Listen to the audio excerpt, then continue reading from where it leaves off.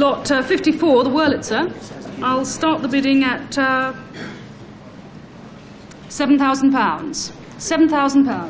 £7,200. £7,400. £7,006. £7,008. £8,000. £8,200. £8,500. £8,500. Bidding? £8,800. £9,000. £9,500. £10,000. £10,500. £10,500 on the telephone. Bidding? £11,000. £11,000. £11,500 in the Grosvenor. £12,000. £12,500. £13,000. £13,500. £14,000. £14,500. £15,000. £15,500. £15,500. £15,500 in the Grosvenor. £15,500. One more. £15,750. £16,000. £16,000. You can't leave now. £16,000. On the telephone in the Grosvenor Gallery, it's £16,000. One more. £16,000. £16,000 then in the Grosvenor Gallery. It's going £16,000. £16,000.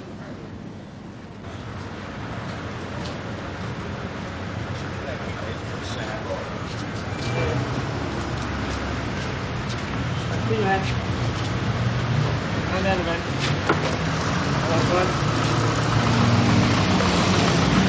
you go. You right, Jim? Yeah. Go.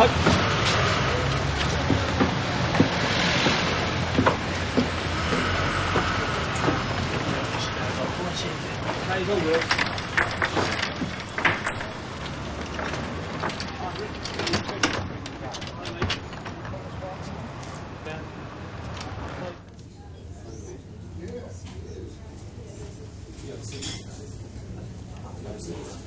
16 grand for a jukebox. May have been Elton's, but who paid that sort of dosh? It's well out of financial order.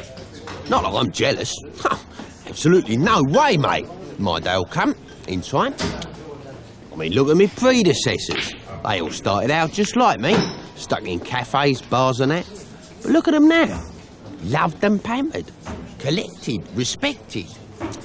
The Jukebox, Wurlitzer, Seaberg, Amy, Rockola, a poem in lights, names to excite, just like its name.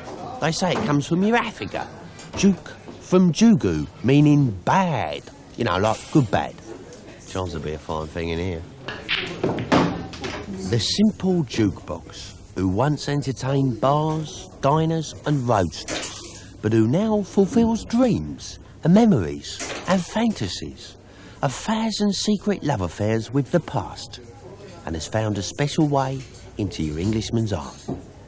See, your Englishman's home is his castle, and surely no castle could be complete without one of us. And there.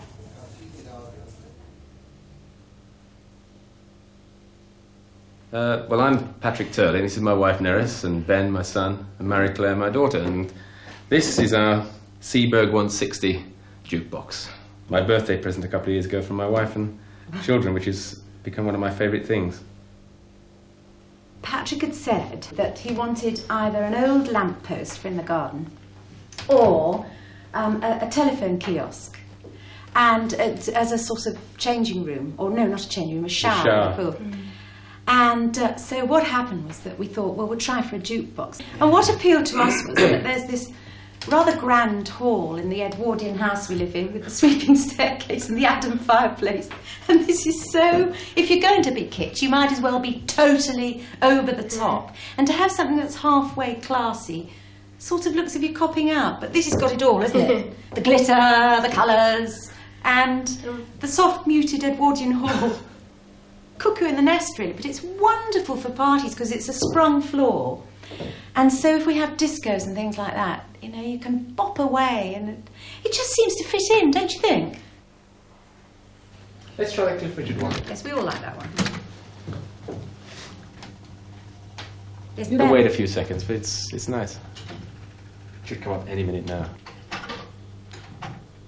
No more talk of darkness. Forget these wide-eyed fears. I'm here. Nothing can harm you. My words will warm and calm you. Let me be your freedom. Let daylight dry your tears. I'm here with you beside you to guard you and to guide you.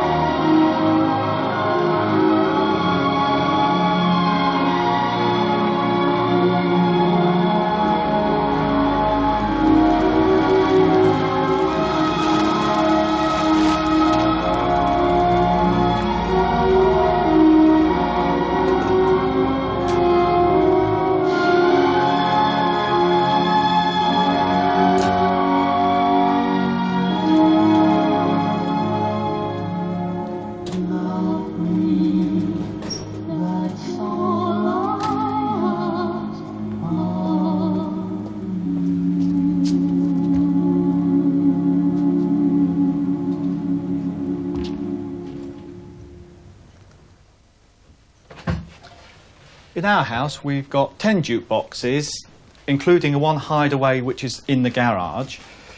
We've got various boxes to suit different rooms. The first one in the hall is a 1958 Bellamy Eye, which was produced in Ilford.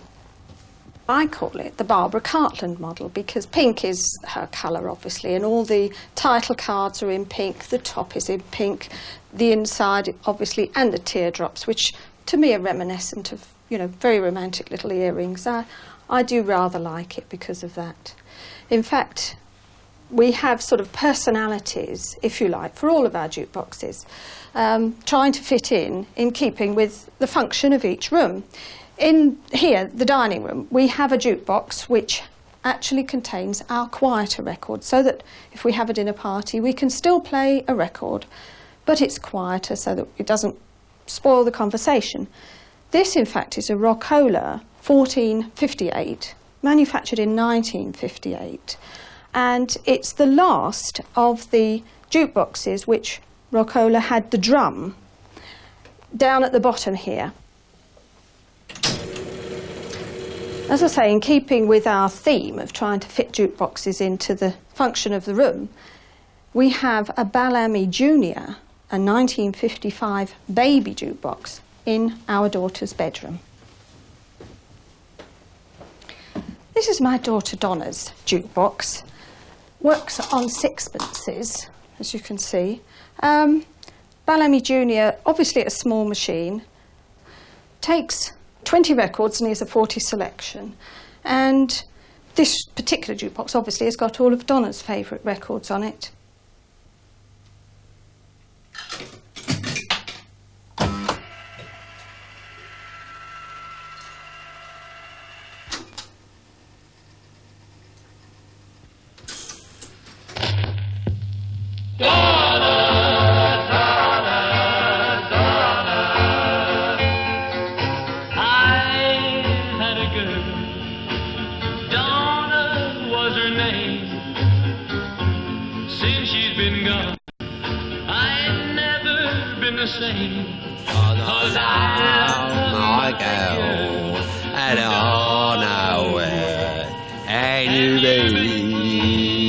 I hate that song.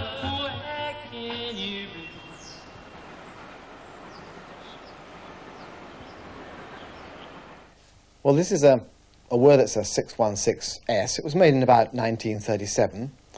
It uses the Wurlitzer simplex mechanism, which they used for many, many years. It plays 16 records on one side only and had an incredibly heavy tracking weight. But it's been modified on this one so that it doesn't murder my records. I'll just put on one here. What do you actually have on here? Well, When by the Kalin Twins is a good one.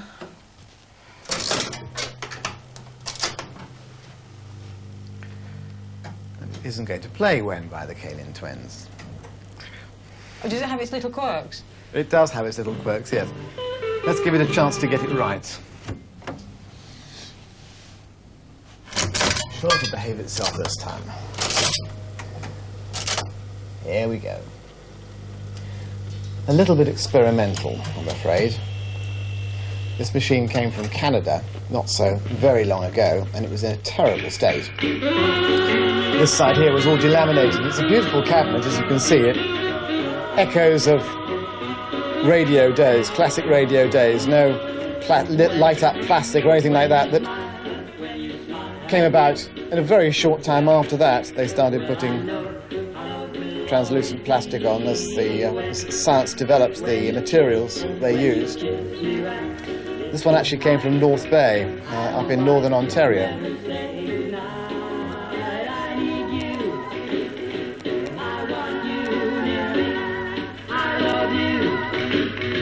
Yes, I do, and I hope you hear me when I say be mine.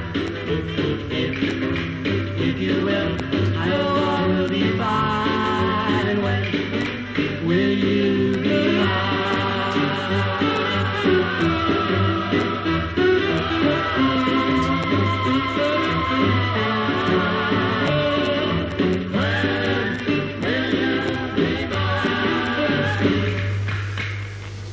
Bit of flutter you could hear in the sound there, I'm afraid.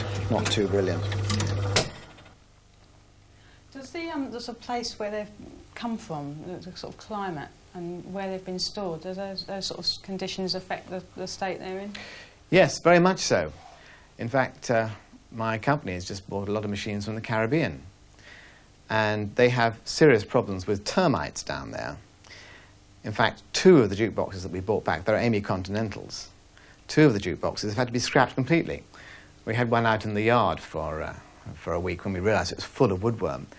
And after a week, all these little woodworm had come out of the jukebox and died, and they formed a circle of little termites all around the edge of the jukebox.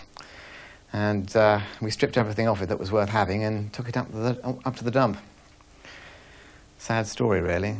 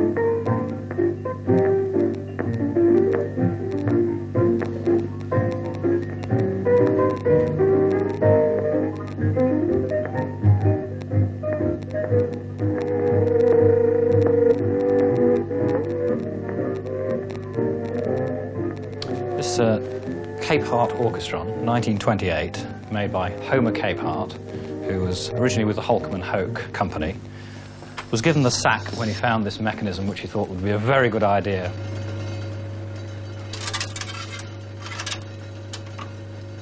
It was a very successful machine, but with about 700 on location in the heat of the American summer, had a lot of problems crunching records. It did manage one this morning, as you can see, and if we open up the machine, you can probably see why.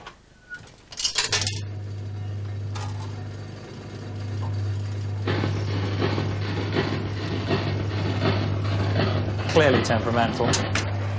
Capehart was a great businessman, great optimist.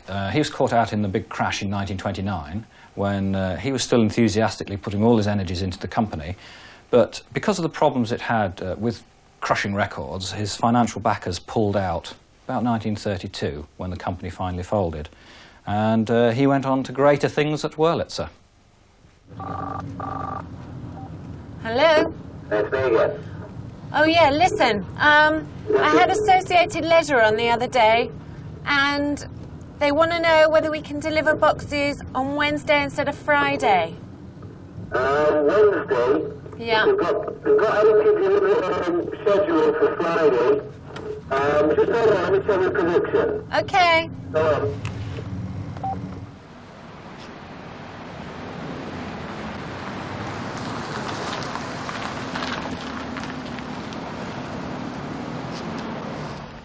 I'm Joanne Arbiter, and this is the Arbiter Discmaster CD Jukebox. It's the world's first fully computerised compact disc jukebox. It takes 60 compact discs, which is around 1,000 songs. If you look down here, we have our 60 disc player, which if I open up, the disc can slot out on the disc tray. Like that, it's all numbered, so the collector knows which records to change. Which slots back like that. So, open the flap here, and you'll find a computer cartridge here, which contains all the information of what's on the screen and the popularity of plays, and also how much money the box has taken. So I'll put that back in. Then I'll show you how we lift the lid up to get into the insides, which is all on hydraulic lifts, which is wonderful. And then you can pull the monitor forward to get into the coin handling, which is down the side here. And there's an amplifier that's on a tray at the back. So if I shut this up.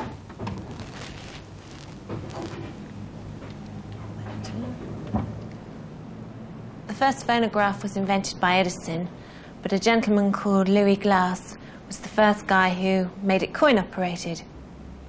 He installed a unit, probably similar to this, in the Palais Royal in San Francisco.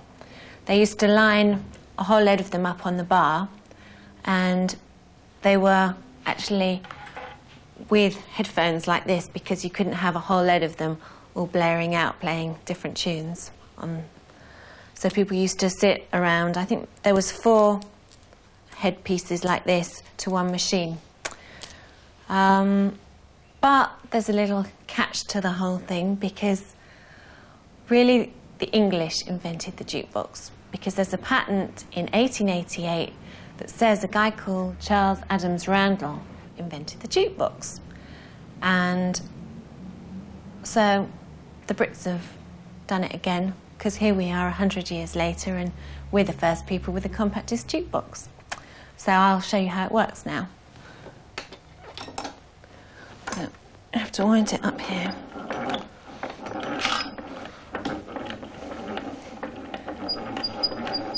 Don't have to do that on ours.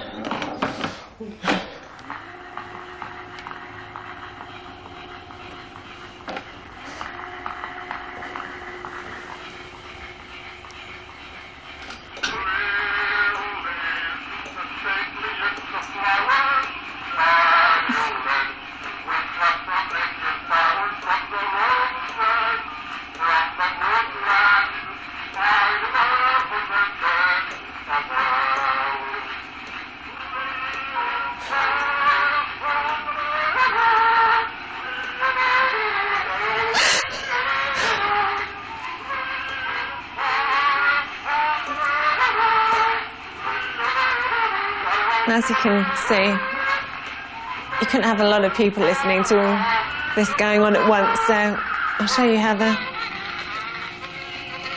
earpieces work like this.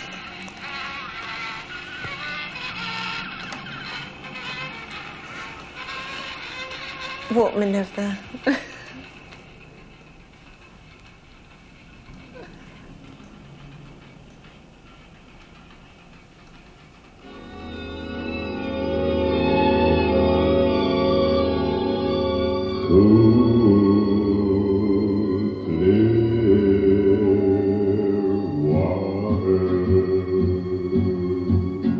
All day I faced the barren waste without the taste of water, cool water. Cool Water by Frankie Lane. At the time it was #1 in the hit parade, 1954, 55 I think it must have been, and it was at a time when I just met my wife and we were sort of courting strong, you know, and that was the record of the day really, and we just loved it, we just thought it was great, you know. Played it till we wore it out.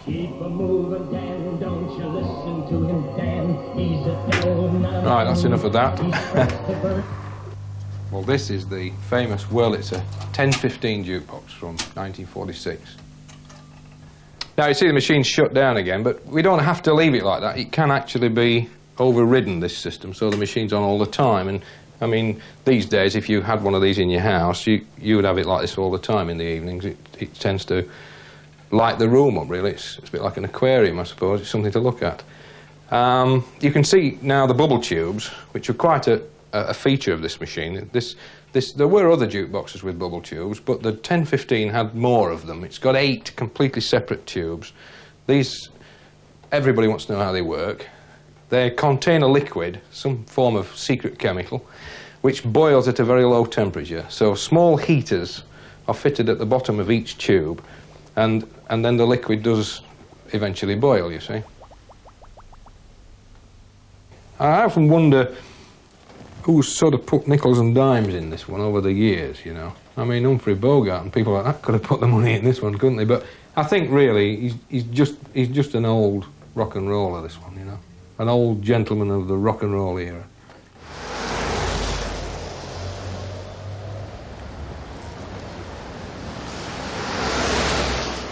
Well, this is the workshop where we do most of our restoration work, and this 1100 is the machine we are currently doing at the moment. Carol's been doing the cabinet. What was it like before when you got in? It had all been painted. We stripped all the paint back to the original finish. We've restained it, lacquered it, and now we're hand waxing it.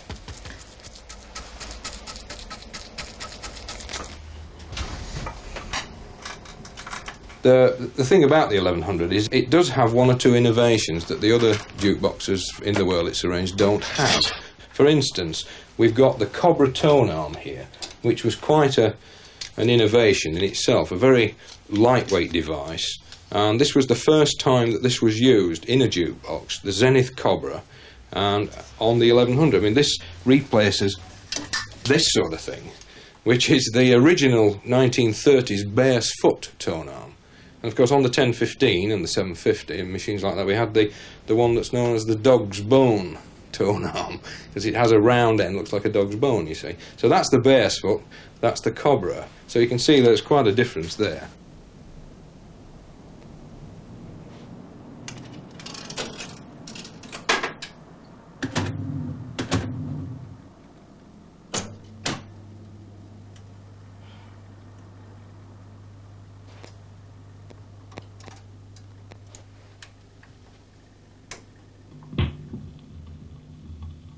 Good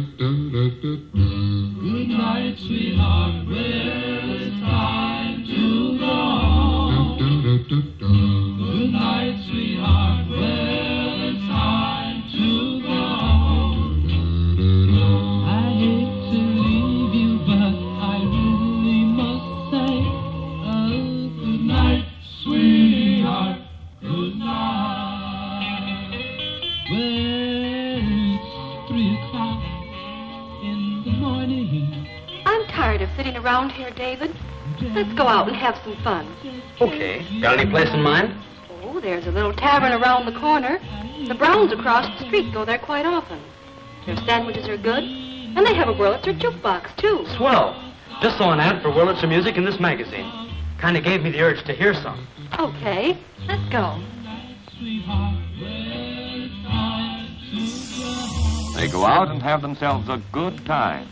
And while enjoying themselves, they spend coin after coin for Wurlitzer music, which all adds up to increased profits for you.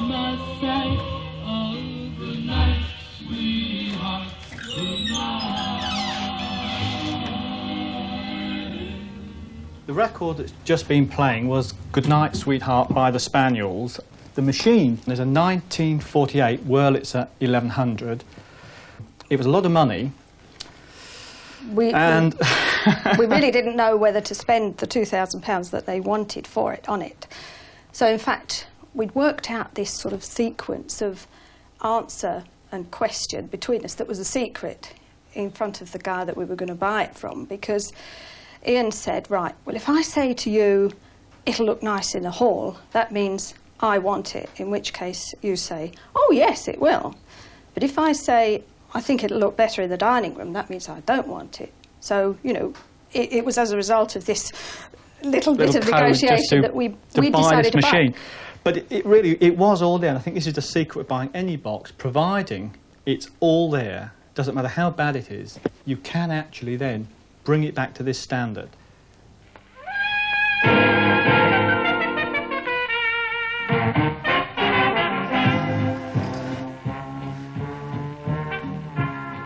This is the Seeburg M100A. To appreciate its full glory, I think it's better to see it in the dark. So I'll draw the curtains. Pennsylvania 6-5 pounds. Well, I've got a pretty wide selection of music here. I try to keep it as much as I can to the music of the era. Pennsylvania 6-5 pounds. Big band sounds, a bit of jazz, things like that. I mean, one of my particular favourites is this one, and this is Harry Roy and his band.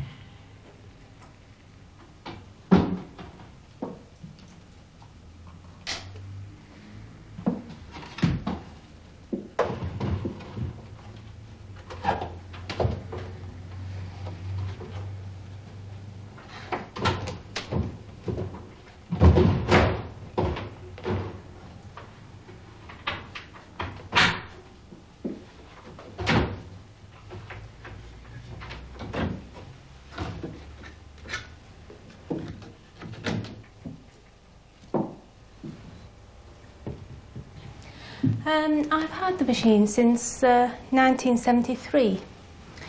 We acquired two at the time, this Ditchburn, which is the English one, and a Wurlitzer. But my husband and I separated later, and I got custody of the Ditchburn and he got custody of the Wurlitzer, which I thought at the time he'd got the better bargain. But looking back, I don't think he did in the end, because I think this one has much more character. And I've got quite fond of it since. But like all this old machinery, it's a little bit worn and it has little problems from time to time. I mean, I'm never very sure what it's going to do when I try to operate it. The sort of things that go wrong are that you get two records playing instead of one when you think you want to get one, and then it selects one on its own to follow on. Or it doesn't reject the record, or the stack doesn't go back in properly, and you get little hiccups with the mechanism. It's actually in very good condition for the age. I have certain favourites on there, Long Tall Sally by Little Richard and Orchard Cut by Elvis Presley. But I also have really early ones from when the box was made, and one of them is a sentimental record because my father used to sing it in the band. Soldier's Dream by Joseph Ford.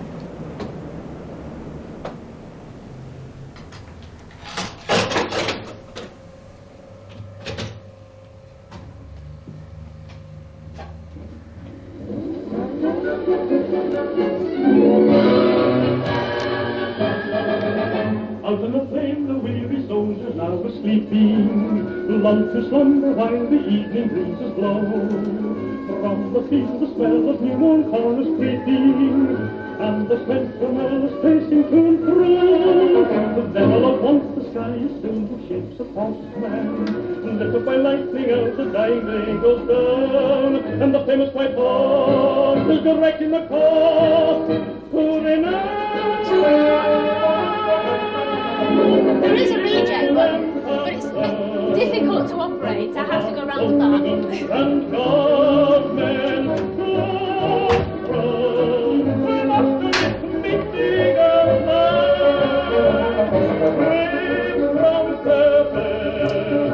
This is rather difficult.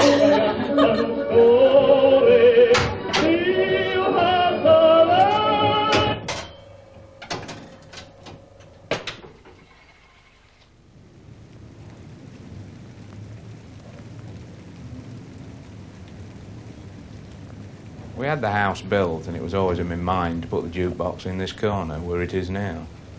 We actually named the bungalow Chantel after the Chantel meteor. I had it put into storage for 10 months while I lived at my mother's, and it was very difficult to move out the other house, and it was very difficult to move into this one. We had to move it through the patio doors and take the patio doors out to get it in this position. They're a nice article to have in your home. They're, my interest came from the 50s because I like collecting records. I've got records such as these. They're all by Gene Vincent, a particular favourite of mine from the 50s, and I'm afraid I couldn't give you one to play on that because it would just destroy it. What in particular is it about the look of it that you like, as opposed to, say, any other ones? It's British. I think we all like British things. I particularly like British rock and roll stars as well as Gene Vincent, the likes of Billy Fury, Cliff Richard, The Shadows, Marty Wilde. In fact, several things that I've got have been named after artists of the past, like Lucky the Budgie. The original Budgies were all named Elvis and Buddy, and I'm afraid they all died, so we had to name this one Lucky. My son, he's named Marty after Marty Wilde, and I just like everything from the 50s. Part of the fun of owning the jukebox is putting the money in. It's also a nice way of saving money. As you'll see,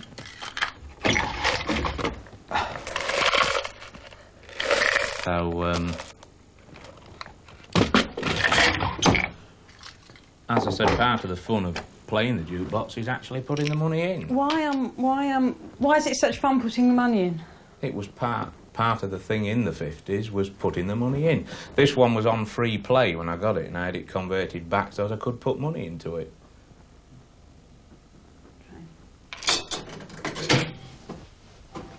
What's this? This is a Billy Fury record, which is another particular favourite of mine from the 50s and 60s. And this one's Do You Really Love Me Too?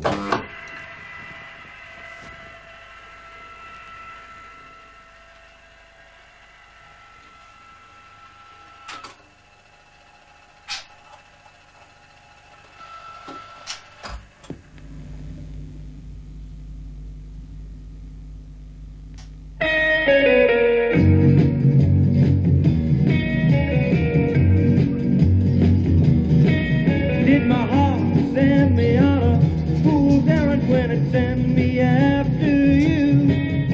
Did I go on a fool's errand, or do you really love me too? You greet me with a smile, what pretty things you say. But when I want your lips, you turn away. Did my heart send me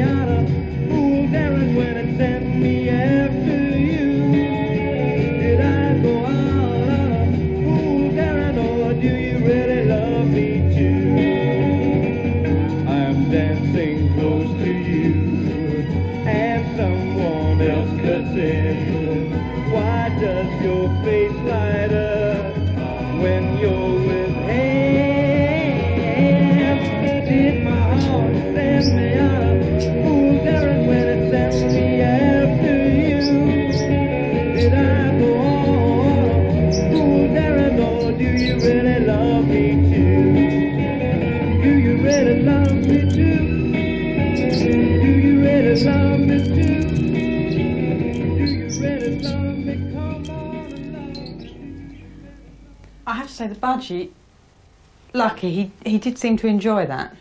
He does enjoy it, I'm sure he does. I'm sure he enjoys it.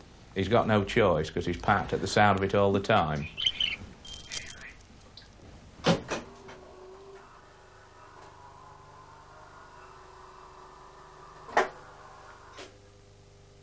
The wait time. Any minute now. Here we go.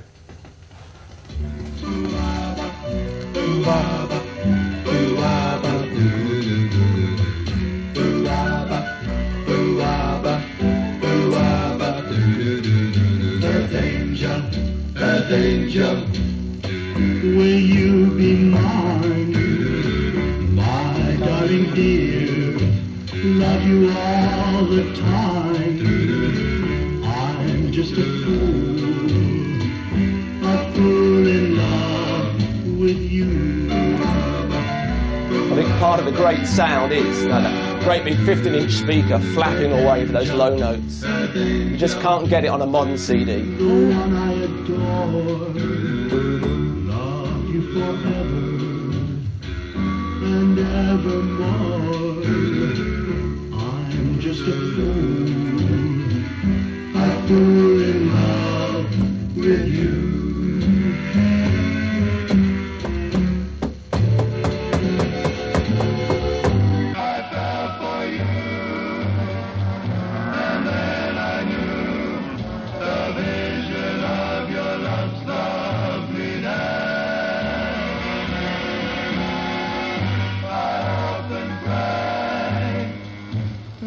Someday I'll be the vision of your happiness.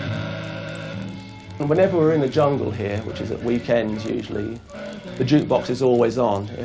As you can see, the room has no TV set lurking in the corner. It has a jukebox. And when we're in the jungle, the jukebox plays. All the time, I'm just a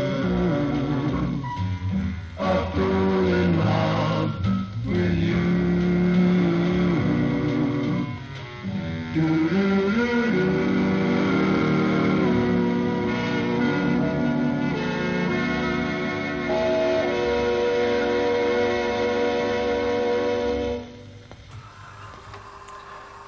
And as the record comes off and gets put in the rack, the lights go off, tempting the next person to go in and make them light up again. Rog, breakfast ready! Right.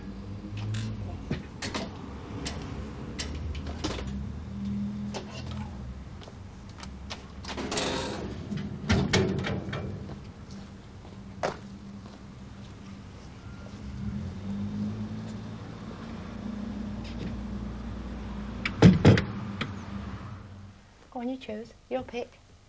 Right. I'll pick next time. B5. Oh, great. So what is it about sound? Well, it's a thump. It's something physical. Yes, these machines thump. What the works it doesn't? That's right. The other's a more mellow sound. Yeah, we know when we've got a good one, a real thumper. Well, when it really does thump, I'll show you.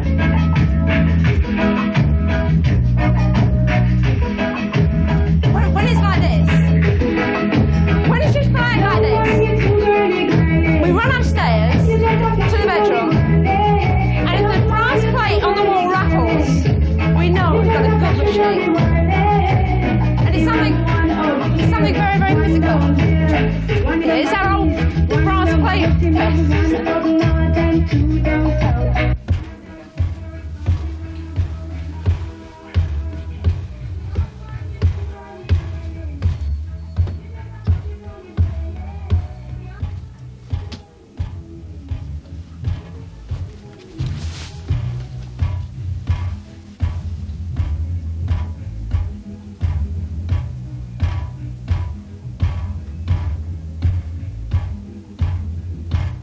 she's beautiful, isn't she? I mean, she's very round. She's very sensual and very, very sexy.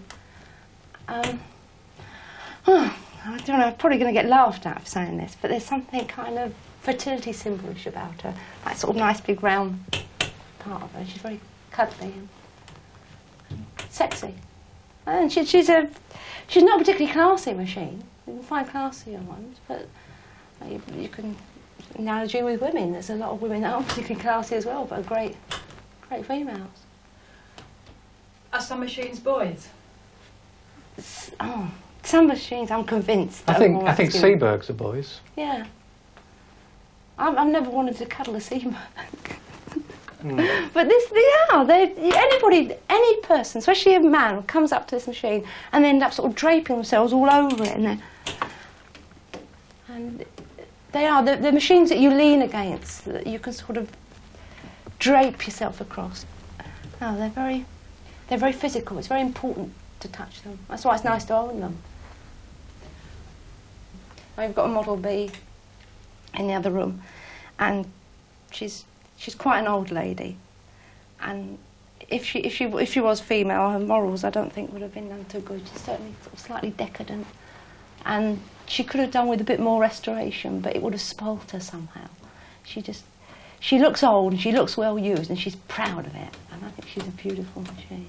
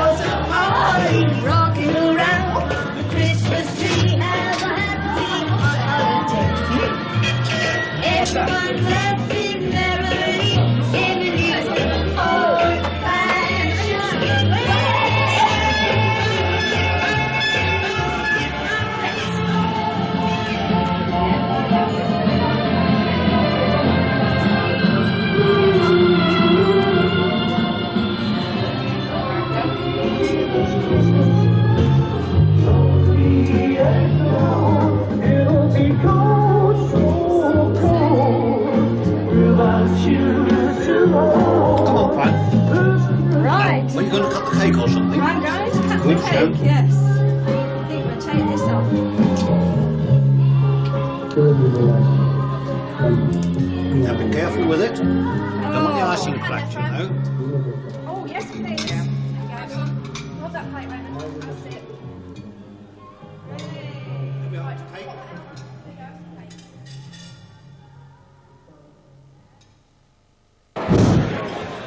Ladies and gentlemen, could I have your attention, please? First of all, I'd like to thank you all for coming, and I'd like to thank you all for supporting the first British Coin Machine Industry Awards for 1988.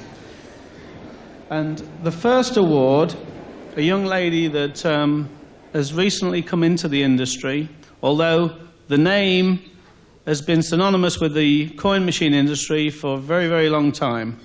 So I would like to ask Mr. Joanne Arbiter to come along and collect the award for the best CD jukebox of 1988, which, believe it or not, is a British machine, and we're all proud of that. Thank you very much.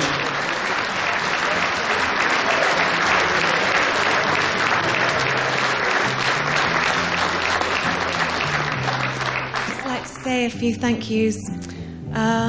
First to Ron Holmes and Associated Leisure for believing in Dismaster in the early stages and for their support throughout the year. I'd also like to thank the Arbiter AMS team for all their hard work and dedication, and especially my father for making it all possible. And I'd also like to thank you all for this award. It's wonderful.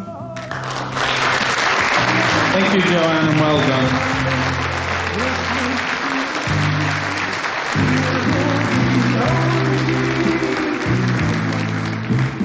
The next thing we've got is Glendale, as you know, is leading the way at the moment, I repeat, with their capsule vending machines, have donated a monkey machine, okay? Okay, now, the next award we have, unfortunately we have no one to receive this award because it's for the top jukebox record of 1988. It's called The Only Way Is Up, and I hope that is going to mean the way the industry is going to go in the future. I hate that song. I remember thinking that Christmas must have been made for us. Because, darling, this is the time of year that you really need love. When it means so very, very much. It'll be lonely. So it'll be lonely this Christmas. Without you at all. It'll be so very lonely. Lonely and cold. It'll be lonely this Christmas without you to hold. It'll be lonely this Christmas, lonely and cold. It'll be cold, so cold without you to hold. This Christmas.